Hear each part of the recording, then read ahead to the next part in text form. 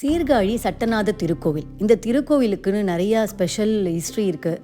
அந்த ஹிஸ்ட்ரியெல்லாம் நீங்கள் கண்டிப்பாக ரிசர்ச் பண்ணி பார்க்கலாம். அதில் முக்கியமான சில விஷயத்தை மட்டும் நான் சொல்கிறேன். இந்த கோவிலில் சிவன் 3 வடிவத்தில் ஒரே கோவிலில் இருக்கார். அதாவது பிரம்மபுரீஸ்வரர், தோணி பார்ப்பர், சட்டநாதர்.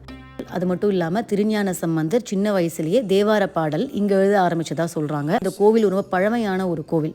சோழர் பாண்டியர் காலத்தில் கட்டப்பட்ட ஒரு கோவில் இது. இந்த கோவிலில் நிறைய ஹிஸ்ட்ரி ஸ்டோரிஸ் இருக்குது. கண்டிப்பாக போய் விசிட் பண்ணுங்கள், உங்களுக்கும் பிடிக்கும் அப்படின்னு நினைக்கிறேன். ஏன்னா இந்த கோவில் எனக்கு ரொம்ப பிடிச்சிருந்தது. ஏன்னா ரொம்ப பீஸ்ஃபுல் சரீன் பிளேஸ்.